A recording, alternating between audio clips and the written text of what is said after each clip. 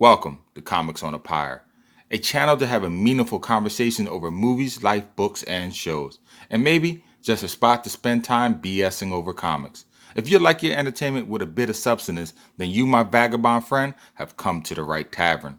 Tether your horse by the post and come right on in and warm yourself by the fire. Tap that subscribe button, and for the next few minutes, my fellow George Carlin reprobate, lend me your ear.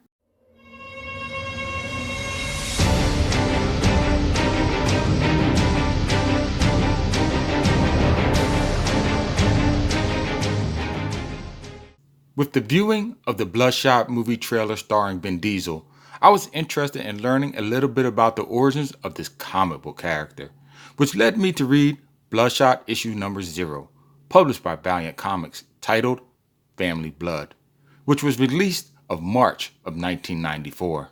His origin story, I will say, is quite different than most. With Bloodshot, aka Angelo Mortale, there is no shot dead parents in Crime Alley or an uncle that was gunned down because of a nephew's unwillingness to act. No, Bloodshot was a bad guy from the start, way before he gained his technological abilities. As a member of the mob, Angelo Mortale was eager to work his way up his criminal underworld ladder, even if doing so meant marrying Diana Cannelli, the daughter of his mafioso boss, Gino Cannelli. The only problem Angelo has is that he doesn't really love her, and so he carries on an affair with another woman. The repercussions of this sole act proves detrimental. When Gino catches wind of Angelo's affair, he is furious. He will not have the embarrassment of an unfaithful son-in-law tarnish his daughter's name. Imagine that, a mob boss with morals. Anyway, Gino devises a plan to have Angelo set up. He has him deliver a message personally to a rival crime don by the name of Johnny Scotto, while he is at a public restaurant and then leaves. The task seemed harmless, but unbeknownst to Angelo, seconds later a masked man re-enters the establishment dressed exactly how Angelo was. The only difference now is that the impersonator is donning a ski mask to conceal his face. With the whole restaurant believing that the masked man is Angelo, he opens fire and kills the crime boss. When the news gets back to Angelo about the assassination, he believes that he's been set up to take a fall. With the authorities looking to arrest him and his old crew looking to kill him, Angelo decides to throw himself on the mercy of the courts and turns himself in. Of course, Mr. Cannello is able to tamper with the trial, planting evidence and hiring eyewitnesses to tell the jury the story he wants them to hear. In the end, Angelo is found guilty and convicted to Rikers Island to serve out his sentence. But before he can arrive at Rikers, he is intercepted by the DA or the FBI. It is not clear exactly who, and made an offer that he simply cannot refuse. Either turn over state's evidence on the Cannelli family and go into protective custody, or take his chances at Rikers, where no doubt he would inevitably wind up in a fatal accident. In the kitchen, the laundry room, or the yard, the incident is not an if, but a when.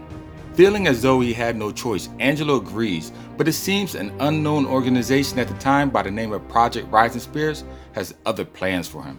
Angelo is kidnapped out of federal custody and carried away to Del Mar, California, onto a secret lab of Iwatsu Industries, where he is experimented on.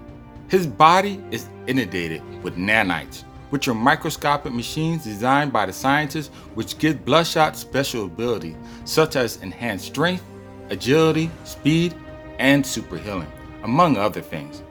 The only caveat though is that his memory is wiped clean.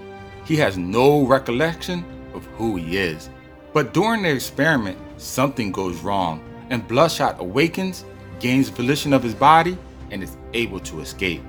But what do you think a man who finds himself with all these abilities but with no memory of his past does once he's freed? Well, search for clues of his past life, of course. And so his crusade begins. A man in the present makes plans for the future to uncover his past. And all this while taking out some bad guys along the way. The story did have me wondering exactly who was Project Rising Spirits. Why did they pick Angelo, of all people? I mean, they had to break him out of protected custody to get him. Exactly how narrow are the specifications that are specifically needed as a candidate for this particular experiment? It must have been very precise for them to go through all this trouble.